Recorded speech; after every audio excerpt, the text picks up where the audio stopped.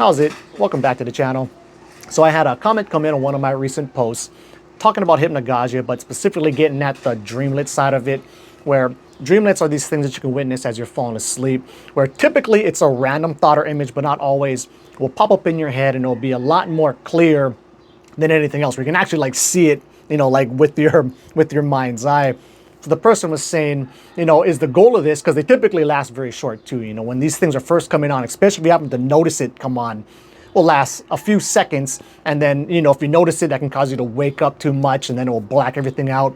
So then that person would be lying in bed for another few minutes and then another one would pop up and then eventually, they would lose conscious awareness and then fall asleep as they typically do. But they're basically asking, is the goal of this whole hypnagogic meditation thing to get these dreamlets to, last a lot longer and be more solid and stable, which is exactly the goal of it, right? Because these dreamlets really are the beginning stages of true hypnagogia coming on. Before saying any more though, if you're seeing this, feel free to like, subscribe, and share my work, drop a comment. All that stuff seems to really help the algorithm to get my work out there to more people. So if you're one of the few people who do that, thank you very much. So this person was also saying though, when he sees these dreamlets come on, sometimes, there'll be like some audio to go along with it, or maybe you'll have like a hypnagogic jerk where your arm or leg will jerk. And then even if you get a bit deeper into it, you can actually also start to have physical sensations involved with it as well.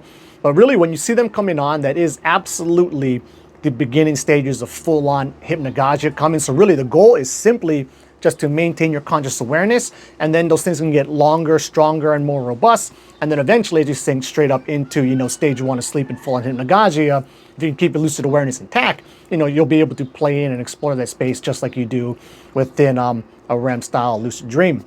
Now, a couple of things that can help here too, where a lot of times if you're trying to specifically look for this, right, you're doing this practice on purpose, if you're actually following any sort of like actual thought process or maybe something that happened in the day, for me, very rarely will that bring up these dreamlets. Most of the time, to actually have these dreamlets come up, you want to just kind of let go and just do regular like open awareness style meditation, or put your awareness someplace else, like say maybe counting your breaths. But then as you're counting your breaths, be keeping your attention to like, the whatever visual scene is going on behind your closed eyelids. And it seems to be then when you kind of let go and you're not specifically thinking about something that happened in the daytime, that seems to be when you you sink a bit deeper down into sleep. And then you can have one of these, thoughts or images or dreamlets actually pop up and be visual to you. Another thing that can help here too is trying to be familiar with what type of dreamlets actually pop up and become visual first. So for me, it's normally like environmental scenes versus like say maybe seeing a person.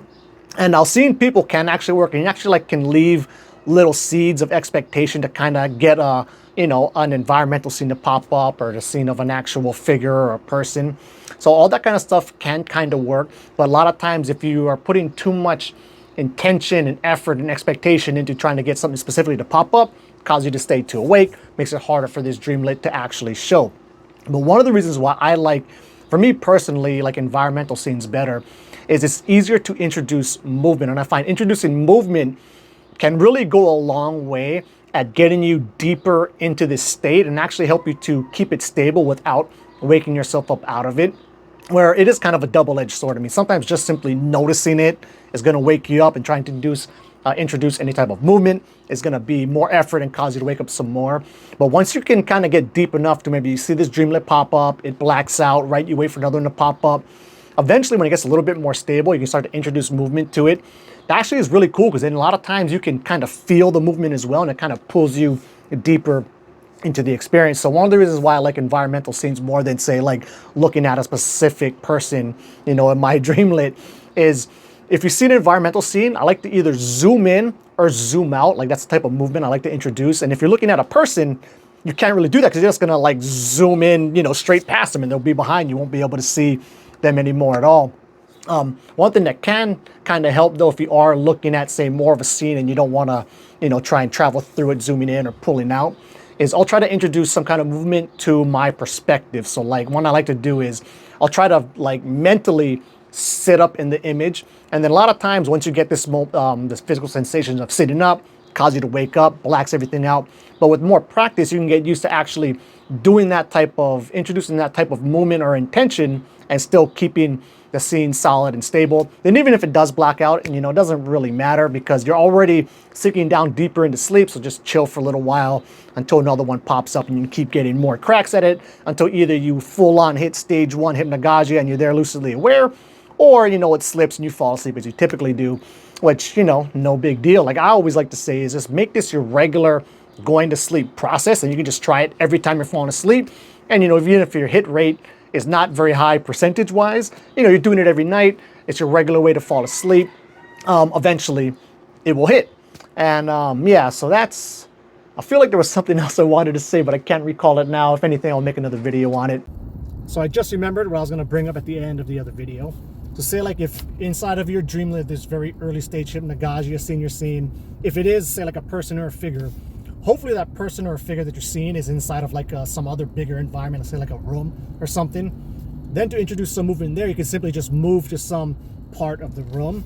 Now I do find it to be a bit more difficult to try and say turn, say like I go to one corner, I have nowhere else to go, so I'm gonna run into the wall, the turn, and then maybe go to the other corner.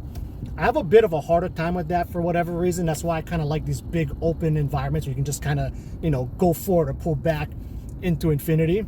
However, if you're not seeing, you know, a bigger environment around there, maybe you are just seeing like one figure of a person, maybe just sitting on a chair, so there isn't really anywhere for you to really move towards or move away from, then you can go ahead and do the sit-up thing I was talking about. Then hopefully as the scene, as the hypnagogic or dreamlet scene gets more full or more robust, which will eventually happen no matter what, as long as you can keep your conscious awareness intact and not wake up too much. Then if you have the bigger room and environment, whatever pop up, then you can start playing around with, you know, moving towards or away from different stuff in the room. So yeah, that wraps it up. Keep the lucid dreaming practice legit.